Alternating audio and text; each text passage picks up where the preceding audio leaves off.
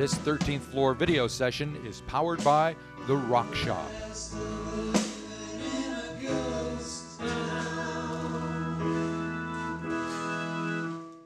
Hi, I'm Marty Duda. Welcome to the 13th floor. Today we have Ghost Town with us, and we have the two principal members, I guess you could say, Jed Town and Mark Beesley, sitting here on the old couch. How's it going, guys? Well, good. Good.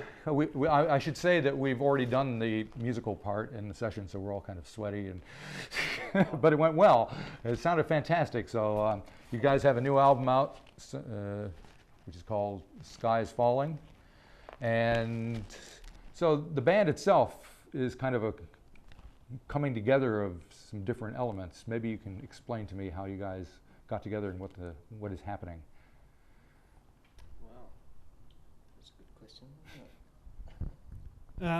We played together in a few covers bands, doing a few parties, right? And we both are songwriters and had a bunch of songs that we both wanted to record separately. And we practiced a song called Driving Wheel by David Whiffen, fantastic song. And it came so naturally for the two of us to sing harmonies over that song and kind of understand what we wanted to do. We suddenly found ourselves perhaps wanting to put some sort of country band together. Ah. And country, yeah, Jed had a few Western songs. I had a few Western songs and ballads. It didn't work out that way because we found we had other things that excited us musically. Yeah, I think we both come from a kind of film background, so right. We do like atmospheric. So it always ends up being kind of cinematic, no matter what. Well, yeah, or not creepy, but sort of eerie flavour to them, and we love harmonies, and we found that our songwriting kind of blended really well together. So right, both love it. Yeah, and for folks who may not be aware, you guys have been in various bands. Mark, you were with Dean Savage. And you, of course, with a ton of bands, the Features and No Tag and everything. So yeah, people who have been paying attention over the past 30 years or so may recognize you guys. So, and does any of that stuff kind of come into what's happening with Ghost Town? Is it all kind of? I think, yeah, in the long run, we still think we'll be playing when we're in our 70s, maybe.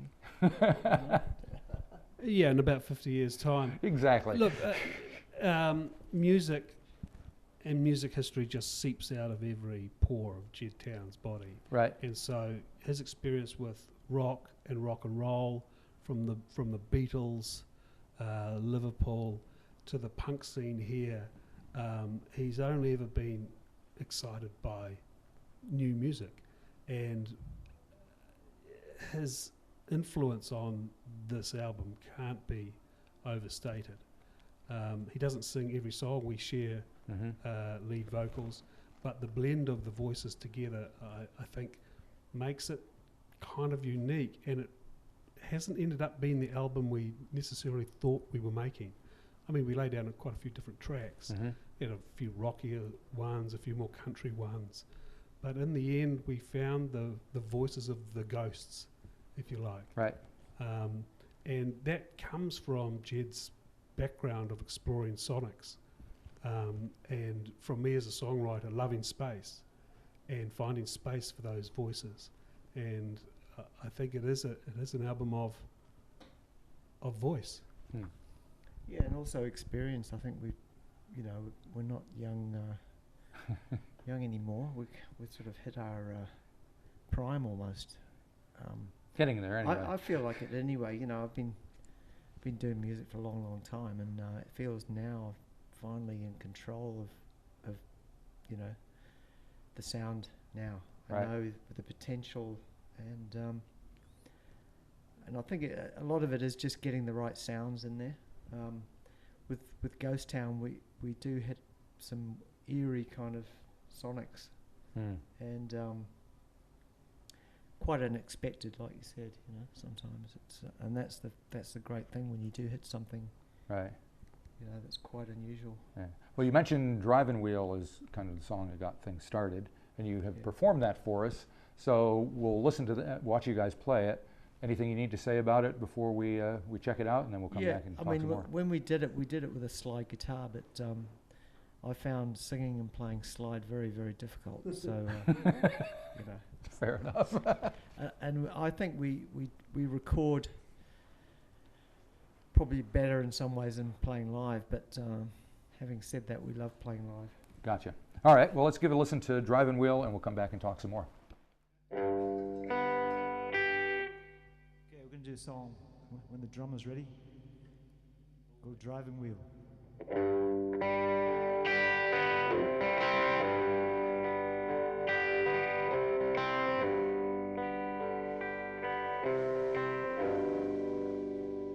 I just came in on the midnight special. Yeah, how about that? My car broke down in Texas. She stopped dead in her tracks.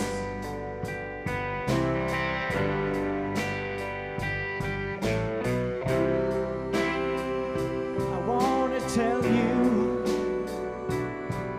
that I need you, yeah.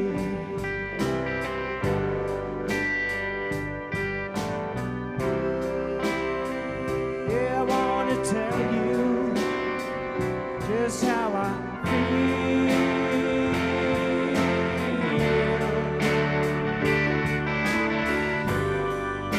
I feel like some old engine. Lost my driving wheel. I feel like some old engine. I lost my driving wheel.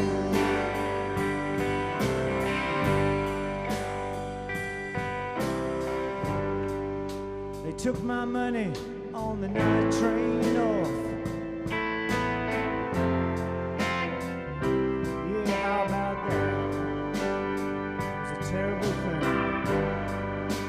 Gave my promise I would be there with you. A Saturday night,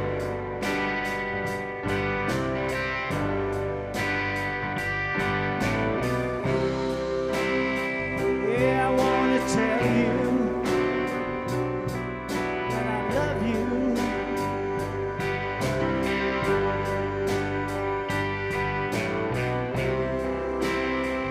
Yeah, I want to tell you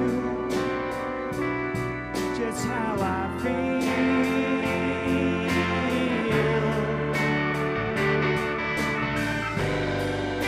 I feel like some old engine. I lost my driving wheel. I feel like some old engine. I lost my driving wheel.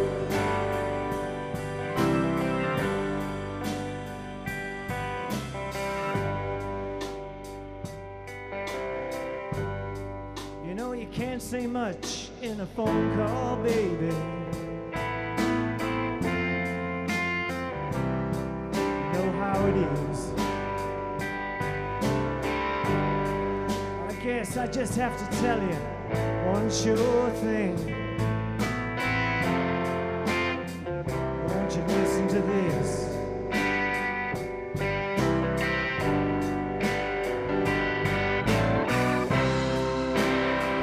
Yeah, I want to tell you that I love you, baby.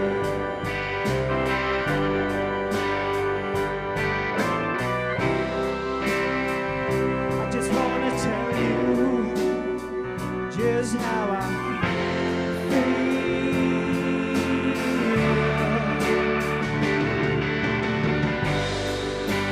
feel like some old engine. Lost my driving wheel. I feel like some old engine. I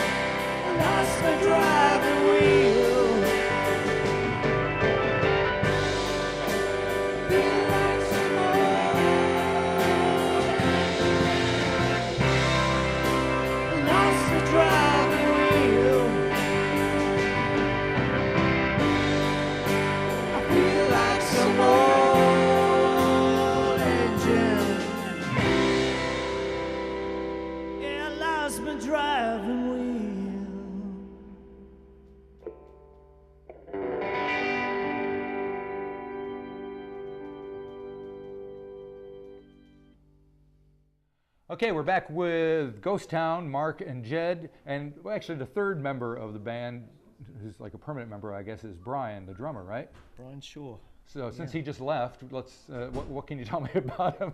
Well, Bryan and I kind of started working when Robin Gibb died. We thought, we're going to do a tribute to the Bee Gees, believe it or not. And you know, the harmonies in that band were amazing as well. Right. Almost as good as the Beatles, you know. And we did 3 covers of the Bee Gees, and Mark heard those. He thought, wow. Which era of Bee Gees were you doing? 60s. Yeah. I had a feeling it wasn't the Staying Alive. No, it wasn't the disco era. It was, you know, Broken Heart and Don't Forget to Remember Me and World. World, that's a good Fantastic one. song. Yeah. And yeah, that was the era we wanted to emulate. So we bought all the vintage equipment, the vintage drums, which Bryan has, the 63 Ludwig, and the Epiphone Casino, and the, you know, the voices, obviously. Right. Cool. And so what about the dynamic between the two of you? How does that work in the band? Now, like, tell me, when you were actually recording the album, what was happening? How I think it's the feeling you get from singing. You know, I personally try to go as deep as I possibly can into my heart and extract what I like, what I see in there, and ignore all the bullshit, you know. And what does come out is a kind of real respect for the Lord, for life, for love, you know, trying to get on with people, which is quite difficult sometimes. It is sometimes, yeah. And might have a few things to say about that. Yeah, I think we both have been incredibly moved by music in our lives, and I think as writers and as singers, we are both searching for the same, you know, emotional truth, which is easier said than done. And you've got to strip away a bit of ego. It actually helps that we're not 20-year-olds trying to define ourselves by the gang we're in. Right. It really is just about the songs and the music. And I think we both listen to each other. Yeah. I love listening to what Jed's doing. There's a lot of harmonics in what he does, what he plays, what he hears. And I try to hear what he hears. And I think that empathy, our approach to what we hope the song will deliver, I think we're simpatico. I think we're on the same wavelength there, and we don't discuss it that much. You know, it really is when we're singing together, we want to get onto that emotional plane where you can lose yourself, lose your ego, forget that you're technically playing an instrument, Right. and go for a ride. Yeah. Now, this next song that we're going to hear is one of your originals, "Stolen Kisses." Whose song is that? That was Mark's. That's Mark's. Okay. Yeah, that's a true story, half remembered from a dream. So every line is true, not necessarily about the same person at the same time at the same place, but it's a collection of emotions, if you like, that have somehow found themselves stitched together in a single narrative about a transgressive love that a couple of people couldn't stay away from. But their only crime was stolen kisses. Oh, okay. All right. Well, let's give it a listen and we'll come back and talk some more.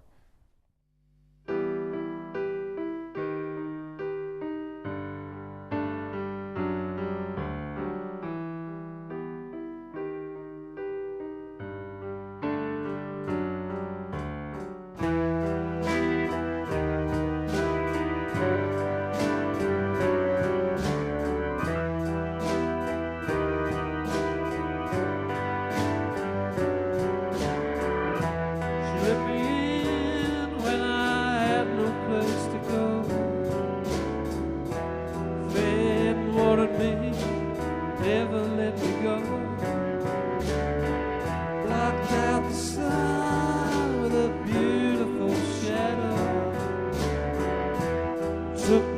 to a place no one can ever know. Stolen kisses, it's my only crime. Stolen kisses, still doing time. Love came without calling. We fell without falling. Blocked out the sun with your beautiful shadow. Took me to a place no one can ever know. Stolen kisses, it's my only crime. Stolen kisses, still doing time, still doing time.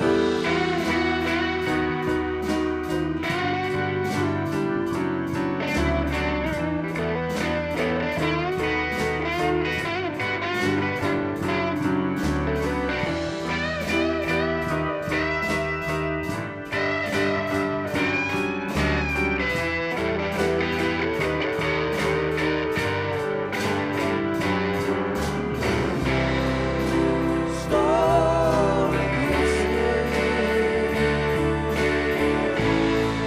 it's my only crime. Stolen kisses, still doing time, still doing time,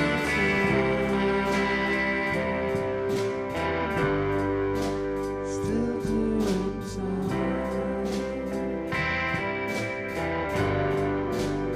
still doing time, still doing time,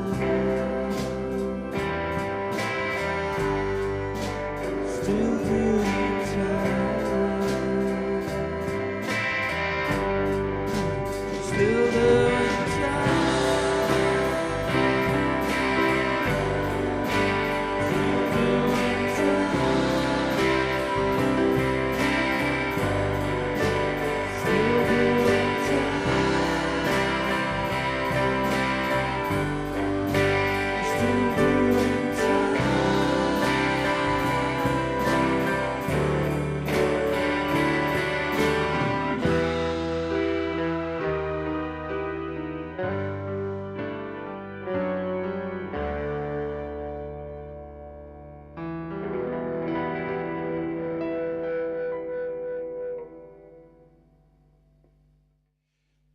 Okay, 1, 2, 3.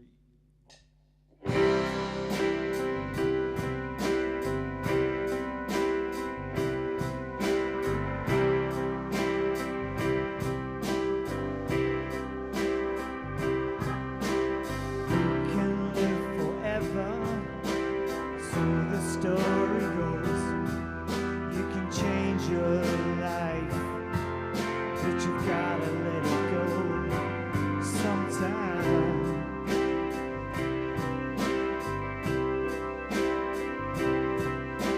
We're going through stormy weather, the indication shows. If time is on your side, you can try to make it through the darkest night.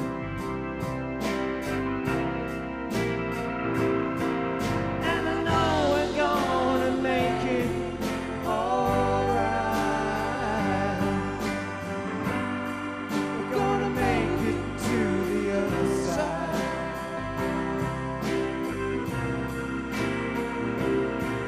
Yeah, I know you're gonna make it alright.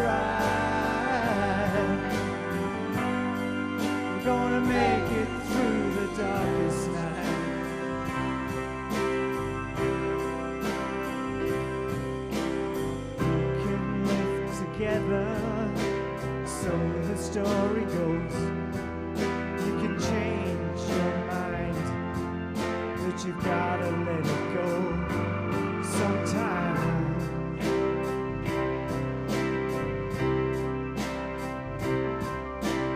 This is now or never. Your heart will always know. I can see it in your eyes.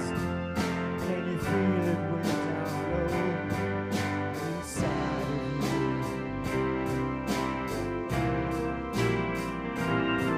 And I know you're gonna make it alright. You're gonna make it to the other side.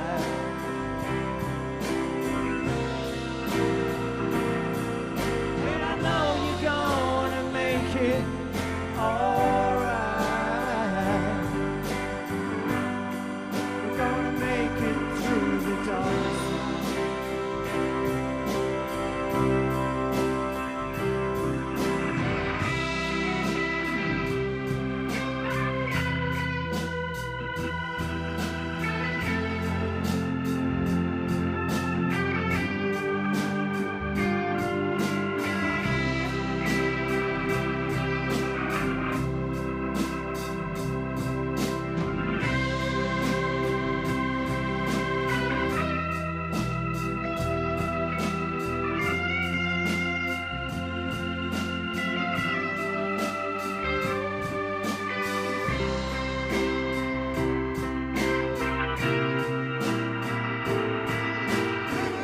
I know we're gonna make it alright. We're gonna make it to the other side.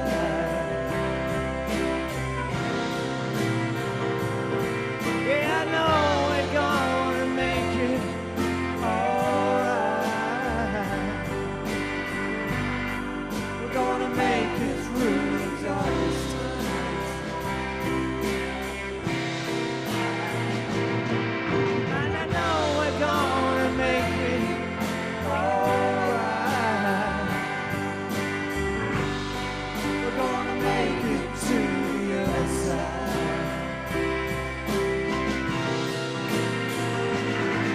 Yeah, I know we're gonna make it alright. We're gonna make it through the darkest night. Alrighty, we're back here with Jed and Mark from Ghost Town, and we just heard a song called Make It, which is off of the brand new album here. I feel like Dick Clark on American Bandstand. It's very exciting. Well, that's one of your songs, right? Yeah. And what can you tell me about that one? How did that one Well, come about? it's a funny story that I wrote it a few years ago, and the house got burgled, and the computer got stolen. So I kind of lost it, but I remembered it. So re-recorded it with Bryan on drums, and yeah, it's just I just wanted to write a sort of a romantic song, you know. I was feeling quite empty at the time, and I just wanted to feel something warm and romantic, I suppose. So that's what came out. A very simple song, but Well, there is a certain warmth to the music you guys make when you're doing it. Is that a difficult thing to generate, or is it just come natural? It's not at all. I mean, I think we're both very warm people, I think, underneath it. I get really pissed off when people criticize me, you know, or try and tell me what to do. That's the only time I get aggressive. Right. All right. Well, there'll be no criticism here. You're doing great. But yeah, generally that's what I'm aiming for, is to feel good. And right. You know, we didn't really know how the album would turn out. So although both of us had worked on some of these songs on our own, I think Jed had worked up arrangements on some of his songs in isolation on his own. Mm-hmm. Coming together in the studio, it was a different experience. The arrangements, other people contributed to them. We would hear something and then we'd rework it. All we knew is the bunch of songs that we were playing with wanted to be on a vinyl album. That we needed 2 slabs of 20 minutes, an album experience. I'm not sure how it plays as downloads. Downloads are everywhere now. You pick a song out, you listen to 30 seconds of one song, go on to the next one. But as an album, we wanted to create that 40-minute experience, or at least 20-minute experience. Right. The other thing is you can play the album backwards, Ah. and it's a different experience. So if you start with side 2, Yeah. you know, the track listing was, you know, quite interesting. That the songs we chose to put on there weren't what we were expecting to be the ones, but they sort of sat. And I think it is something to do with the voices and the warmth, as you say, because you know, there's a bit of darkness in that album. There's some sorrow and there's some pain, but the record seeks to get you past that. That's how I feel about it. Now, the other thing I need to talk to you about before you leave is Punk It Up, because you're involved in that, and it's happening relatively soon. What are you going to be doing? You're one of the people who kind of organizes that thing, isn't it? Well, yeah, Andrew Boak from No Tag and I came up with the idea a few years ago, and it's worked out really well. I mean, we've got a surprise act. I shouldn't mention them, but there's a very great band around the AK-79 period. Oh, okay. Who will be playing again. Or at least a few of them will be. The name begins with T. Aha. So, but I won't actually give it away too much. But yeah, the energy in that music is just can't be compared to. I mean, the Beatles got close with Helter Skelter and, you know, a few tracks on the White Album. But you know, the punk experience again is just pure joy. I think people just lose themselves completely. Yeah. Yeah. And you should see the floor at the end of the night. It's covered in all sorts of paraphernalia. People just jumping up and down, losing watches and jewellery. You know, you get rich just by picking up the left behind bits and pieces. Excellent. Yeah. Yeah, I used to work at a bar and sweep up at the end of the night. You can make a good buck doing that. It's all right. Now, you mentioned the Beatles, and the last song that we're going to hear from you guys is a cover of a John Lennon tune. Isolation from the Plastic Ono Band album. Yeah. So what caused you to pick that one? Well, when we did our release for the X Features, you know, album a few months ago, I thought, why don't we do an acoustic set after the Features did their set, you know, and one of the tracks was Isolation, and Bryan was there, and he thought, oh, that's cool. Mm-hmm. And we tried it at a rehearsal, and Mark liked it, and we thought, yeah, why not? It's a pretty intense album all the way through. Yeah, and again, it's a very emotional track, but we find it sort of sits there with these songs, sort of like Driving Wheel. So, you know, we know who wrote that song, we know who originally recorded that song, but it starts the storytelling of our music as well. So you start with a character in isolation, and then our songs can save them. Gotcha. Fantastic. Well, I really appreciate the fact that you guys got together and came over and played. It sounded fantastic here. So what's coming up with the band? You guys playing gigs around? Are you going to go back in the studio again? What's the future hold? Well, we're definitely going to go back in the studio. You know, we're all fairly involved in the film business, I guess. So we're doing different projects, but yeah, we'll definitely do another album this year. So. Excellent. Very good. Yeah, we're going to record a double album this time, absolutely, and we've got our release gig. For the launch of the vinyl. So we're doing that, and you know, when it takes off in Japan, we'll be over to Tokyo in a heartbeat. I bet you will. Yeah, to play. All right. Well, thank you very much for at Marty. Least coming down here to the 13th floor, and good luck with everything. Cheers, Marty. Right.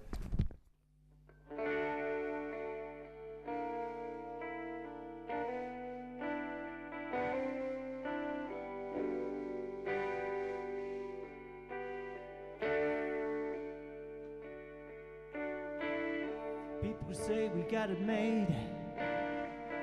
Don't they know we're so afraid? Isolation. We're afraid to be alone. Everybody's gotta have a home. Isolation. Just a boy and a little girl trying to change the whole wide world. Isolation. The world is just a little town. Everybody's trying to put us down.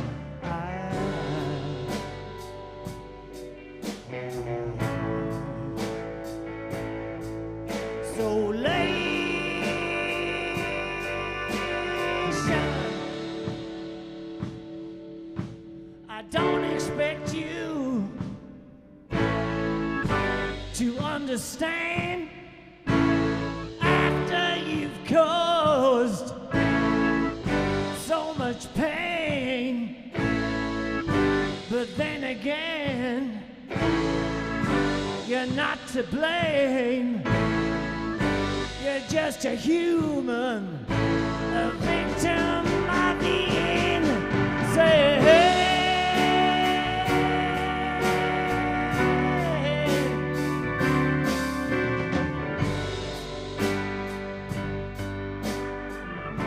We're afraid to be alone.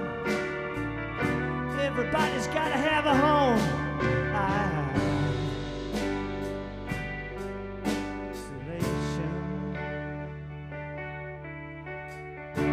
Sun will never disappear, but the world may not have many years.